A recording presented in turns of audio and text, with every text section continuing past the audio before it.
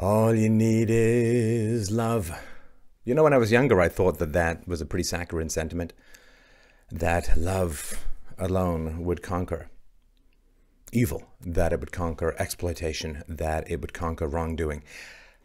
I am leaning more towards that formulation at the moment. I'll tell you why. So this is regarding America, federal government, $20.4 trillion in debt. So over the past 10 years, America's national debt been growing at a rate of more than $100 million an hour.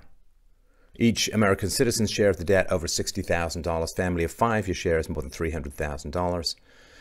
If you throw into the $20+ trillion of government debt, you got $6 trillion of corporate debt, nearly $13 trillion of consumer debt. This is a massive debt crisis. I mean, you can't have debt grow faster than personal income at an individual level or GDP at a national level. It's going to burst. And the way that it works in terms of the bursting is the middle class gets shaved down. Back in 2015, in America, the middle class became a minority of the population for the first time ever. But don't worry, all of that immigration from the third world totally going to boost everybody's economy. And it is astonishing. It is astonishing. Young people who can't get started. You know, it's not so much failure to launch as it is nowhere to land. Retirees who can't afford to retire. We've got wage stagnation that's been going on for decades. Inflation that's higher than the actual reports. Massive inequality, of course, as the middle class gets hollowed out. The extremes tend to take over. And it's pretty ghastly. According to the Washington Post, the middle class is people between $35,000 and $122,500 a year. But the bell curve is pretty much towards the lower end. There's very few near the top of that. $100,000 a year is on the middle class spectrum, but barely. 75% of US households make less than that. Now, in terms of inequality, it's pretty stark.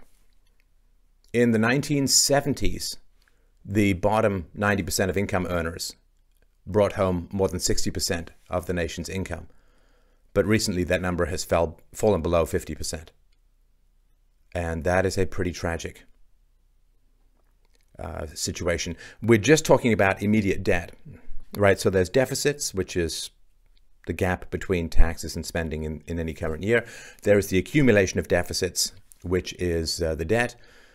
And we focus on those, but the real issue is what are called the unfunded liabilities. And these are certain and often specifically legal and pretty much irrevocable promises that the US government has made to people who are retiring or who are going to cash in bonds in the future and so on. And this is truly astonishing. This is according to Boston University professor Larry Kotlikoff.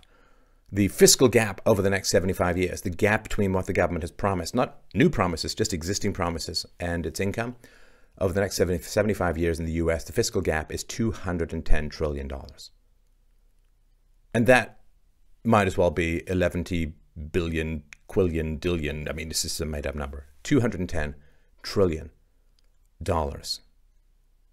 And that is the true indebtedness, right? All the promises made for spending obligations, including defense expenditures, subtract all the taxes expected to be collected. The difference is $210 trillion.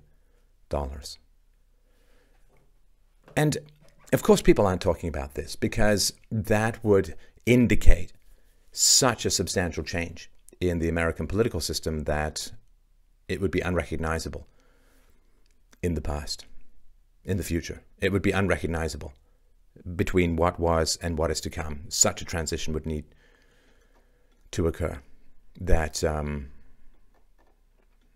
it's anybody who's not talking about this in the long run is not doing any particular good, because this is going to require massive changes in the way society is structured. And either those changes are going to occur or they're not. They're going to occur in a managed way or they're going to occur in an unmanaged way. Of course, a soft landing, wheels down, it'll be jarring, but could be survivable. But a hard crash, nose down, doesn't matter whether the wheels are up or down. If you're going down nose first, if it's going to be a sudden shock. But of course, people have become allergic to truth and reality, and mathematical illiteracy is rampant. And so people don't want to hear about the natural reality of what is occurring in the West. They don't want to understand how much the promise of the welfare state and the warfare state, the welfare state that it provides security from fiscal risk domestically, and the warfare state that it provides security from international risk, both of those promises have proven to be worse than false. There's no word in the English language. I'm sure there's some multi-dimensional German word that encapsulates it, but there's no word in the English language that encapsulates the exact opposite of success. You know, if a treatment fails, it fails to cure the illness. But what if you weren't ill, you go for a treatment, and then the treatment causes your head to explode? What do we call that? Intergalactic clusterfuck? I have no idea. But, you know, we need that word because we need a word strong enough with potent, acidic, and sulfurous enough syllables to encapsulate what has gone on over the post-Second World War period in the West, where everything has been promised, everything has been indebted, the future, the generations to come have been sold off. I mean, why a lot of people, particularly whites, not breeding? Who wants to make the next generation of tax serfs? Intelligent people don't tend to breed very well in captivity. And so back to the question of love. Why do I fight for what it is that I do? Well, in part, it's because I'm a father. Why do I talk about race and IQ? Because I don't want my daughter to grow up in a world where she's automatically going to be labeled privileged and racist for discrepancies that science already knows the explanation for, largely. Why do I talk about peaceful parenting? Because I want her to have friends and companions that are not going to be traumatized and brutalized and reactionary and defensive and messed up. And why do I talk about debts and control over state growth, state expenditures? Because, as here in Canada, when we live in a province which has a debt per capita 5 times higher than that of California. And this matters. Why do I do these things? Talk about these controversial issues? Because I love her, and I want her to grow up in a world where she has a fighting chance for freedom. Now, something very interesting has happened, like in sort of how I'm thinking about this stuff at the moment, is I'm sort of looking around this landscape of the world at the moment, and I do see a significant paucity of love, a lack of love. And I sort of wondered why. And I have this thought, maybe it makes some sense, maybe it doesn't. I'll just put it out there for your consideration. I'll look at the comments, see what you think. But I have this thought that you don't end up exploiting people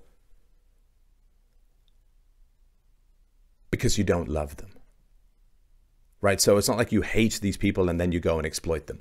I think what happens is people sell you this soft exploitation, which makes you addicted to exploitation. And then you end up hardening your heart against your victims in order to keep the unjust bribery that you already received. So for example, like when the old age pensions, Social Security, was first put in place, the people who first got it had paid nothing fundamentally into it. And so they got free money. And then that was great, because then you didn't have to give money to your aged parents. You could use it to boost your own real estate holdings, to save, to invest. And so the boomers got a big boost because it was a debt-based system from the very beginning. I mean, when you started off the old age pension system, nobody had paid into it. So by definition, it had to be. You either had to reduce services, which they never do. Of course, they never want you to make a rational decision about, okay, this is what you want to spend. What do you want to cut? It's always just like, woohoo, free stuff, right? I mean, of course, if you're a politician and that's the state of the voters' mindset, you can't really do much to fight it. I mean, even Trump, who his favorite book, I think, is The Fountainhead, like mine, he's not talking about cutting any fundamental entitlements. And of course, it would be a very, very difficult thing to do through Congress. So you get free stuff. And then what happens is, at some point, you know, we are wary of free stuff. You know, all immorality in many ways is a thirst for the unearned. But when you are corrupted by free stuff, the government hands you things, you know deep down that you're preying on other people, that you're preying on the productive, and in particular that you're preying on the unborn. I mean, there is the direct abortion of the fetus, and then there's the economic crippling of the fetus through using that fetus as an object to buy votes in the here and now, through using it as a future tax serf, literally significantly enslaved to foreign bankers in general, for the sake of buying votes in the here and now.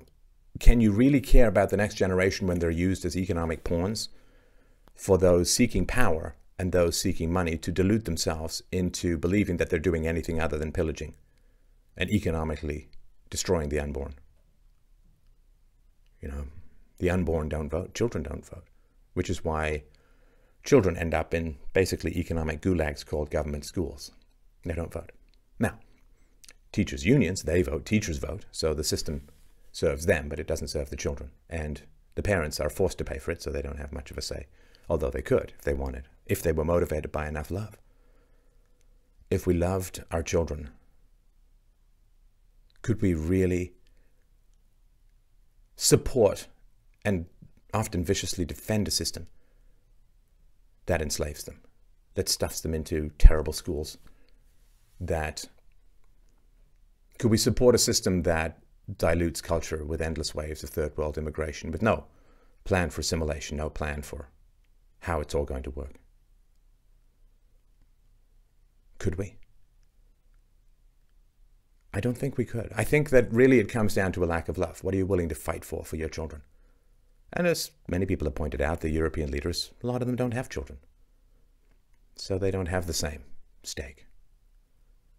But I think it's important to mull this over. If you're fighting for virtue, if you're fighting for liberation, if you're fighting for freedom, why? Why are you doing it? A hatred of evil is not bad. It's not bad at all. But for me, I sort of am increasingly aware of how much I'm motivated by love. Love of my child, love of the potential that we hold if we stick to virtue. And the real deficit, the real shortfall, may not be financial. It just may be love. Once you are turned into kind of a predatory vampire on the young, a love for the young, a love for children interferes with your predation. So once you're bribed, you can't love anymore. And maybe that's the real deficit, is not financial. The real deficit is the lack of love. And that's what you pay for what you naively think is free.